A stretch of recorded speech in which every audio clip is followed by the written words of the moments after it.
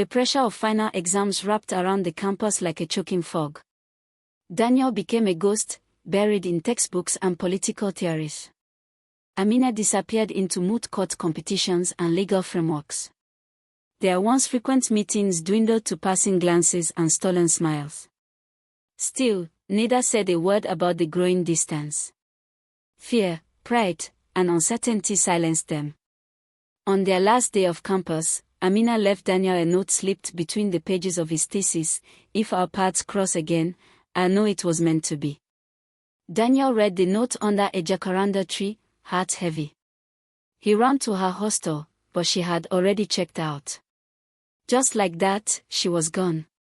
Graduation came and went in a blur. Their names were called. Applause followed. But the people who once shared dreams and secrets were now strangers in a crowd of caps and gowns. Nairobi swallowed them whole, and for 5 years, neither heard from the other. 5 years later, Daniel walked into a cold, marble-floored government building.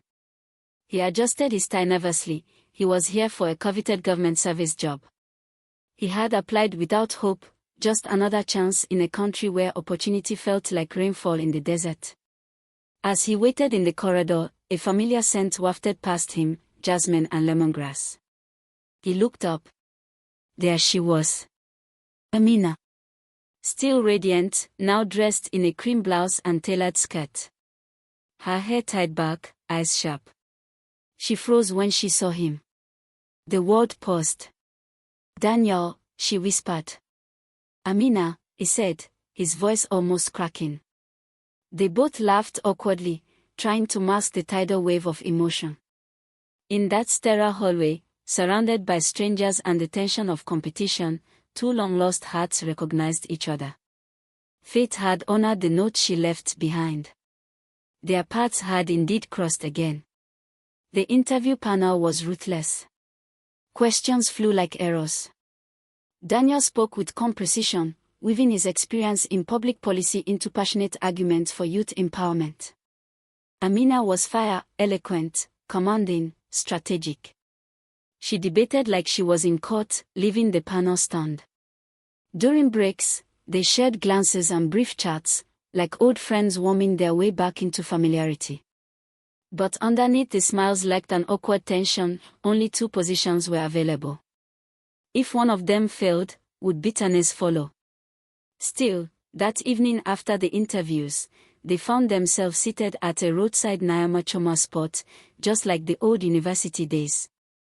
They laughed, caught up on lost years, and for a few moments, forgot they were rivals. The fire between them hadn't died, it had matured. A week later, the call came. Daniel stared at his phone in disbelief. He got the job. He was to report to the Ministry of Youth and Social Development. Moments later, his phone buzzed again. Amina had sent a text, "We both made it." Relief, joy, and disbelief filled him. They met later that evening at Uhuru Park, sitting near the lake. Nairobi's skyline glimmered behind them, a testament to the lives they were about to enter. Both were assigned to different departments, but under the same ministry. Close, but not too close. Their bond rekindled quickly, now layered with shared ambition. Late-night calls became the norm.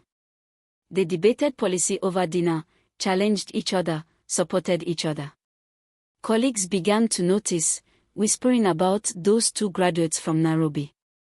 Office romance was frowned upon, especially in high-stakes government circles.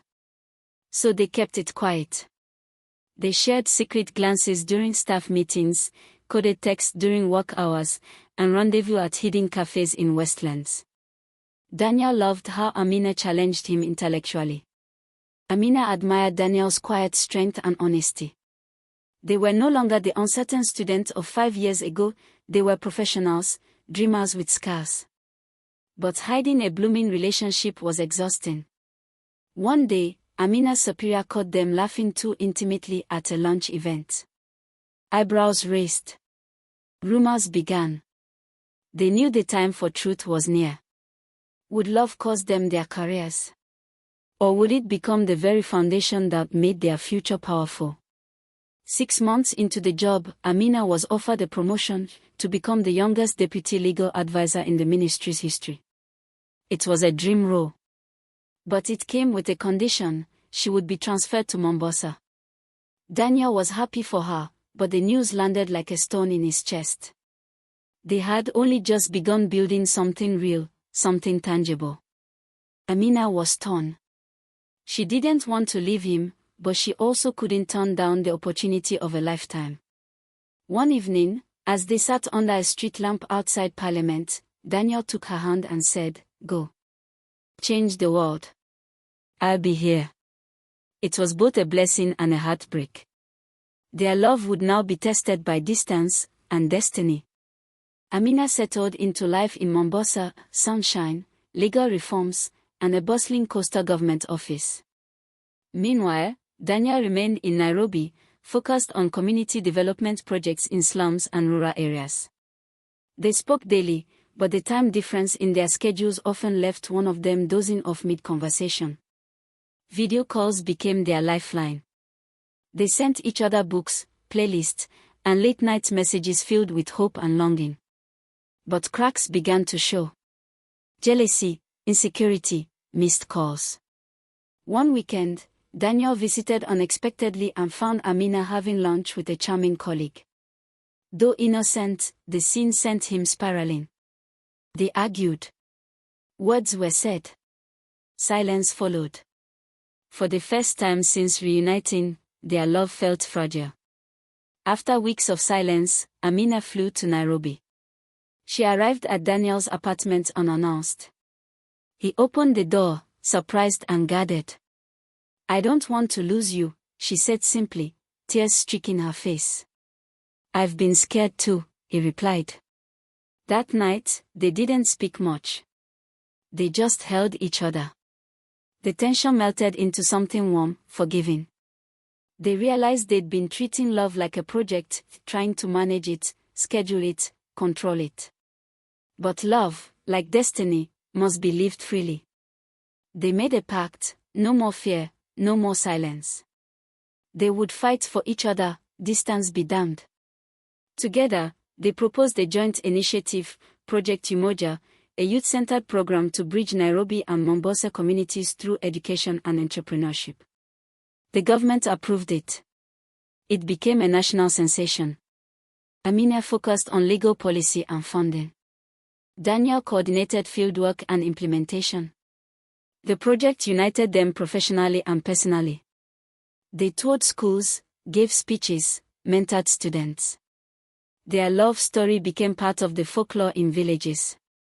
Two lovers, fighting for a better Kenya.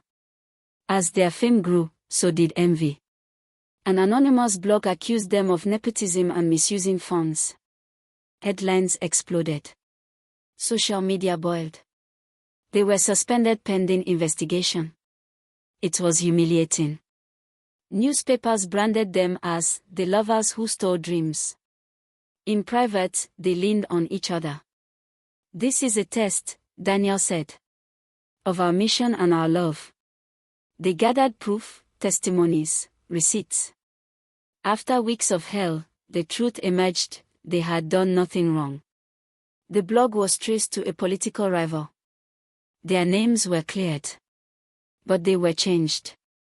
Stronger. Sharper. Less naive. The ministry held a press conference to clear their names. Amina stood at the podium, fearless. Daniel stood beside her. "We are not perfect," she said. "But we are honest. And we serve not for glory, but for Kenya." The room erupted in applause. Public trust was restored.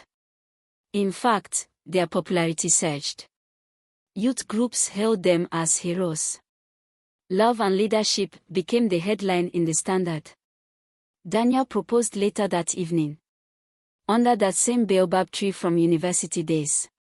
Amina said yes, laughing through tears.